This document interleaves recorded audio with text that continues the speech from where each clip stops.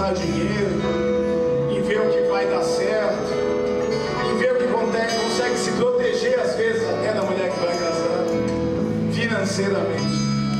Esse jovem aqui sabe que vai casar, sabe que precisa das coisas, mas ele dedica a maior parte do seu tempo no serviço a Deus. E o Senhor nos promete que quando nós fazemos pelos dele, Ele faz pelas nossas coisas, Ele faz pelos nossos.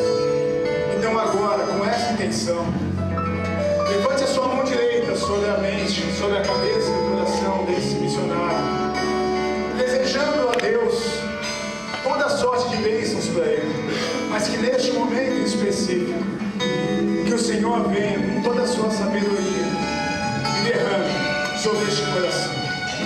Ave Maria, cheia de graça, o Senhor é convosco. Bendita sois vós entre as mulheres, bendito é o fruto do vosso ventre, Jesus. Santa Maria, Mãe de Deus, rogai por nós, pecadores, agora e na hora de nossa morte. Amém. São Miguel Arcanjo, defendei-nos no combate, sede nosso refúgio contra as maldades e as ciladas do demônio. Por ele, Deus, instantemente nos pedimos, por vós, o príncipe da milícia celeste, pela virtude divina, receberá ao inferno Satanás e a todos os espíritos malignos que andam pelo mundo para perderem as almas. Assim seja. Amém.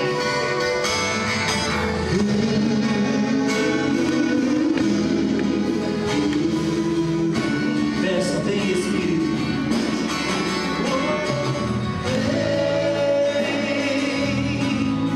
Espírito Santo,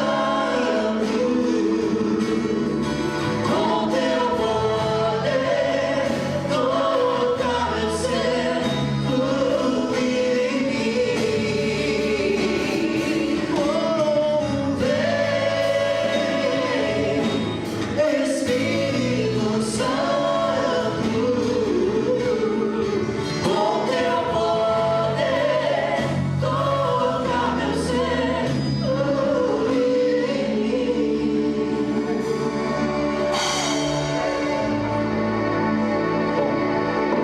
Faz bem, pouca gente me conhece, então eu vou me apresentar. Meu nome é Eduardo. Eu tinha pedido por Lu tocar aquela música Vamos Fugir, mas ele falou que não sabe a letra. Como é que eu faço? Enfim, fica difícil, né? Pregar, falar alguma coisa diante de tanto testemunho verdadeiro, de tanta vida, né? Colocado aqui, tanta verdade, assim, tanta partilha de coração. E o que Deus já realizou através de todos esses testemunhos, através do testemunho da Cecília, através da exortação, né, do nosso ministro Eli e de todos os outros que pregaram. É difícil assim falar alguma coisa, mas enfim, acredito que tudo isso que foi falado ele parte do princípio que a gente não vive através de uma ideia, a gente vive através por Cristo, né? É uma pessoa, é vivo, né? E está no meio de nós, que sustenta essa comunidade.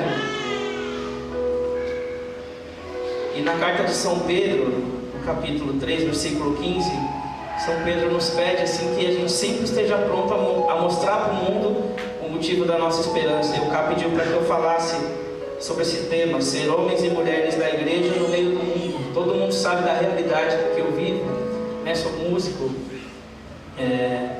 e estou em meios assim onde de repente fica difícil entrar um cristão, se falar de Deus, se mostrar a Deus de alguma forma. E Deus me deu a graça. No começo, como eu já falei em outras pregações, eu me condenava muito, eu me julgava, porque eu falava, eu não posso tocar a missa, eu não posso vir aqui tocar o mundo, tocar para as pessoas.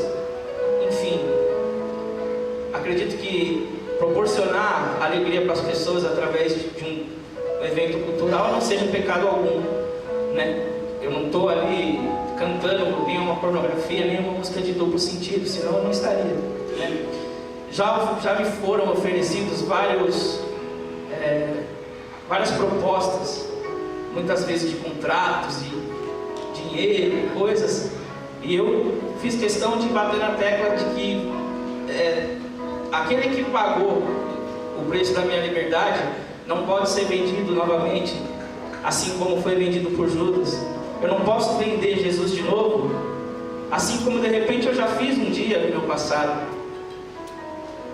Então, por várias vezes me foram feitas propostas e de contratos e que me iam me privar, de repente, de estar ativo na comunidade, não ativista, mas ativo na comunidade. E esse é o convite que Deus faz para todo missionário, de entrar para a comunidade, tanto para os novos quanto para os antigos, para fazer a diferença. Não é para ser melhor, mas é para fazer a diferença dentro e fora da comunidade, no mundo. É ter essa coragem de ser homem e mulher de Deus no mundo, aonde trabalha, né? Aonde Deus nos coloca, né? É o que o Cássio sempre nos ensinou a gente, nós como leigos, é a missão do leigo ser o braço do sacerdote. E está aqui o sacerdote, e a gente se alimenta da fonte do coração dele, né? E a gente precisa ser esse braço que leva, porque as pessoas não vão ter acesso. Talvez as pessoas nunca vão conhecer o Padre Serginho, mas as pessoas podem conhecer aquilo que vem do coração sacerdotal dele através da minha vida. Então esse é o meu papel no mundo como cristão, e eu comecei a compreender isso quando Deus me colocava em situações que eu falava, meu Deus, agora o que eu vou fazer? Eu até partilhei, não lembro com quem na comunidade, que outro dia eu estava num show tocando, e eu conhecia assim o pessoal que sempre ia no show, e uma menina que foi pela primeira vez. As coisas de Deus acontecem assim sem a gente esperar, né? E o Cássio sempre falou para mim que quando a pessoa vai pregar, ela não precisa ficar preparando discurso, porque quem fica preparando muito discurso prega a teoria, não prega o que vive, né? Então Deus te coloca na situação para ver se você está preparado para viver aquilo.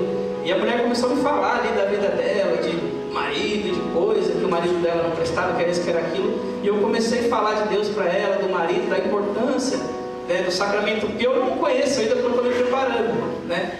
Mas eu já pude de alguma forma experimentar esse amor de Deus que é derramado no sacramento, falando para aquela mulher, para ela resgatar, para ela continuar firme com o esposo dela, né, na caminhada, para ela deixar aquilo que eram as vontades dela e começar a olhar aquilo que era a vontade de Deus como sacramento do matrimônio dela, para ela salvar o matrimônio. Ela falava, a gente está brigado, ele está em casa, eu estou aqui na balada, hoje eu vim para zoar, eu vim para ficar com os caras. Eu falei, não faz isso. Eu falei, não adianta você jogar tudo pro alto e depois você sair remendando, catando caquinho no chão. Eu falei, vai ser muito mais trabalhoso, vai ser muito mais doloroso e penoso. E aí conversando, ela falou, meu, eu nunca imaginei que eu pudesse encontrar uma pessoa numa balada que ia falar de Deus para mim. Na verdade eu comecei a ver que tudo aquilo que eu achava que seria bom para o meu casamento, na verdade é tudo loucura da minha cabeça, coisa que eu vejo na televisão, coisa que o mundo tem me envenenado, né? Coisa que o mundo tem colocado na minha cabeça, que eu acho que devo fazer, que eu acho que devo seguir a tendência, que eu acho que devo seguir a razão que o mundo me ensina, mas na verdade eu preciso dar razão para aquilo que Deus quer para a minha vida, que foi aquilo que você me apresentou agora. E eu fiquei feliz, porque eu falei, meu, se não fosse eu, graças a Deus que fui eu, sem mérito nenhum, mas graças a Deus que eu pude ser, né? Como São Paulo diz, ai de mim se eu não pregar o Evangelho, né? Eu não posso comungar o corpo e o sangue de Jesus e de repente ficar ali só ouvindo ela derramar todas aquelas lamúrias, todas aquelas lamentações e ficar omisso e não apresentar a esperança, que é o que São Pedro pede para a gente tem que estar pronto o tempo inteiro para mostrar o motivo da nossa esperança. Qual é a esperança que a gente carrega no nosso coração? O porquê que a gente está na comunidade Voz dos Pobres? O porquê? O que trouxe a gente aqui? Eu estou aqui por uma ideia, por uma teoria, ou por um hábito, ou por uma camisa marrom, ou por uma cruz? Qual é o motivo da minha esperança? Eu estou aqui por causa do Cá, por causa do Pi, por causa da irmã Maria, por causa do Toque, do Santo, por causa do Padre Sérgio? Não, eu estou aqui por causa de Jesus. Eles me apresentaram Jesus. Através do coração de cada um deles eu conheci Jesus, de verdade. Não uma teoria, não uma ideia, mas uma pessoa que me amou, que pagou o preço da minha liberdade. E eu não posso me omitir diante das situações que Deus me coloca. Que é simples. Basta a gente ter essa coragem de apresentar Jesus mesmo. E muitas vezes a gente caminha na vida assim, dentro da comunidade. Eu, graças a Deus, eu tenho muitos amigos assim, muito próximos, outros nem tanto, mas muitos amigos muito próximos. E às vezes eu fico triste de perceber que a pessoa foi perdendo a esperança no decorrer da caminhada. Pessoas que eu entrei aqui porque eu olhei no olhar dessa pessoa e vi Jesus, vi um sorriso, assim como o padre falou que ele entrou na igreja porque ele olhou o sorriso dos catequistas e aquilo apresentou a Deus para ele. E aí eu vejo essas pessoas hoje em dia cabisbaixas, tristes, desanimadas, talvez, não sei, se esqueceram o motivo da esperança. Quem sou eu para falar? Não sou ninguém. Mas eu fico triste porque um dia eu olhei e vi Deus no olhar daquelas pessoas e hoje em dia as pessoas estão tristes, amarguradas. As pessoas... Foi igual uma vez que o Cá me disse que ele teve uma experiência numa pastoral, que ele falou que ele estava indo na missa todo dia e que ele estava indo fazer pastoral sempre, que um irmão olhou para ele e falou: por que me abandonaste, né, cara? E ele falou que ali ele percebeu que ele estava fazendo muitas coisas, estava vivendo carisma na prática, mas talvez o coração dele já estava distante. Talvez eu estava partilhando com o Padre Sérgio essa semana, a gente conseguiu enxergar a pobreza de Deus, né? Um Deus que talvez antes da nossa conversão a gente achava inacessível, mas de repente Deus nos chamou, nos trouxe para junto, a gente viu que Deus era bom, viu que Deus nos ama de verdade, ficou junto de Deus, ficou amigo de Deus, mas olhou essa pobreza de Deus, essa pobreza no sentido de que Ele se faz muito mais acessível do que a gente imagina. Ele chega muito mais próximo da gente do que a gente imagina, e a gente deixou de ver isso. Aliás, a gente vê essa pobreza de Deus, mas às vezes a gente vê a pobreza, e parece que isso se torna uma coisa costumeira. E eu esqueço de ver a realeza de Deus diante dessa simplicidade, diante desse chamado que Deus fez pra gente. Eu não sei se vocês conseguiram entender o que eu quis dizer. Eu me acostumei com as coisas. A pastoral que eu ia já não enche o meu coração mais como antigamente. Eu não sei por que motivo, né? Mas eu vejo isso. Eu não estou condenando ninguém. Quem sou eu? Como o Fábio falou, talvez eu seja a pessoa mais indigna de estar aqui. Talvez outros missionários que são muito mais santos e que estão escondidos, como ele falou, que deveriam estar aqui falando, porque com certeza iam dar um testemunho muito mais, né, pegada total, como a gente costuma falar. E a gente tem vivido como o Papa fala aqui no Evangelho Gaudium, que ele fala assim: há cristãos que parecem ter escolhido viver uma quaresma sem Páscoa. Reconheço, porém, que a alegria não se vive da mesma maneira em todas as etapas e circunstâncias da vida.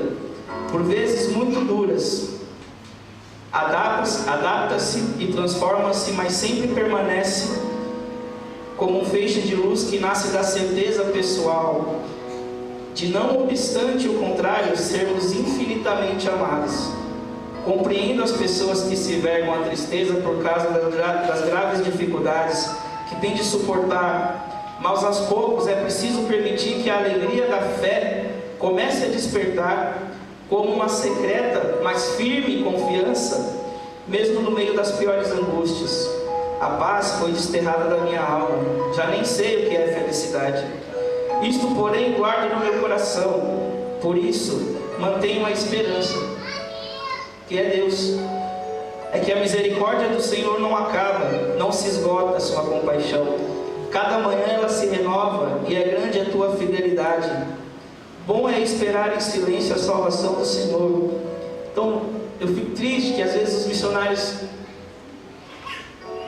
eu vejo muitos assim que vivem, parece que vivem essa quaresma que nunca vai chegar a Páscoa, que desanima, que estão muito feridos, assim, às vezes a gente tenta ajudar, tenta chegar perto, mas o missionário às vezes está tão ferido que ele já se retrai, ele já se esconde, E, sabe, você fala, meu amigo, é meu irmão, ele está remando junto no mesmo barco que eu, ele não pode perder o ânimo, senão a gente vai ficar parado. Pode vir, ser que vem uma correnteza, leva a gente para outro lado, que não é o lado que Deus nos chama, e a gente tenta fazer de alguma forma com que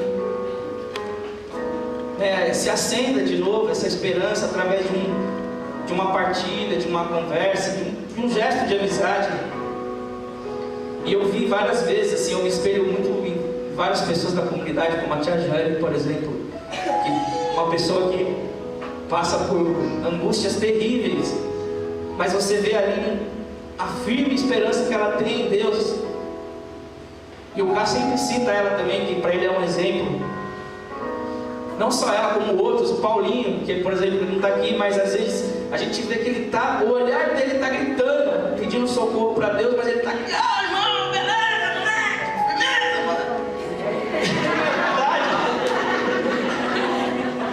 Às vezes ele chega e fala, Edu, firmeza, mano. Mas você vê que a vontade dele é só ter um abraço, talvez seja uma forma de ele chamar a atenção, de pedir um abraço, mas talvez, não sei por que motivo, ele não tenha coragem, não pede. Mas essa sensibilidade, a gente tem que ser